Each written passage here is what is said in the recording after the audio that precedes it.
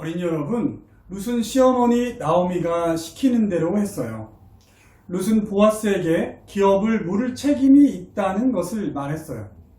보아스는 이 말을 듣고 오히려 룻에게 고마워했어요. 룻은 보아스에게 하나님의 말씀을 생각나게 한 것이에요. 그리고 결국 보아스가 룻에게 은혜를 베푼 것인데도 불구하고 오히려 룻이 자신에게 은혜를 베풀었다고 말하는 겸손을 보였어요.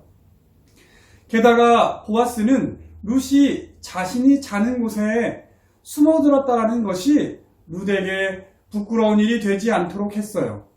룻이 보아스에게 갔던 일을 아무도 모르게 했어요. 그리고 보아스는 기업을 무르는 책임을 다하는 데에도 지혜롭게 행동했어요. 왜냐하면 하나님의 율법에 따르면 가장 가까운 친척이 먼저 기업을 물을 책임이 있기 때문이에요.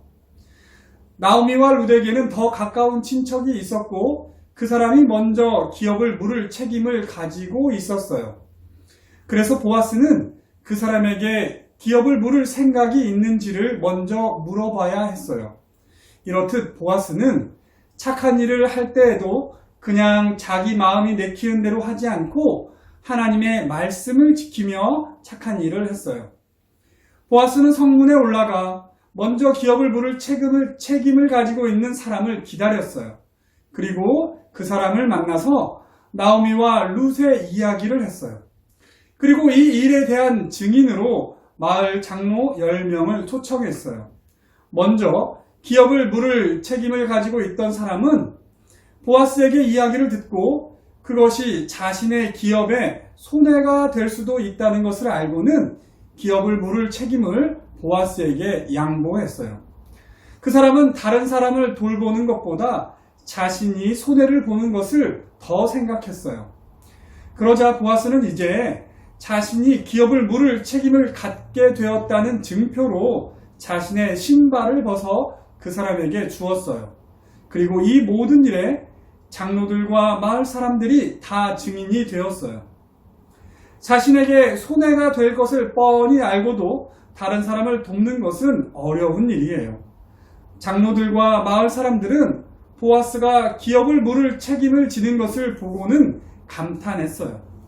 그리고 장로들과 마을 사람들은 보아스를 축복했어요.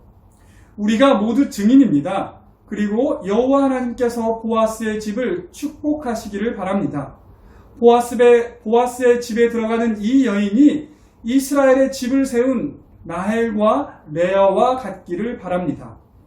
보아스가 하나님의 축복을 받아 유력하게 되기를 원합니다.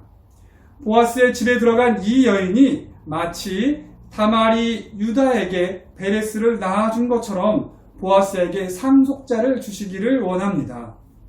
즉 마을 사람들은 보아스를 축복하고 룻을 축복하고 룻이 보아스에게 낳아줄 자녀들을 축복했어요.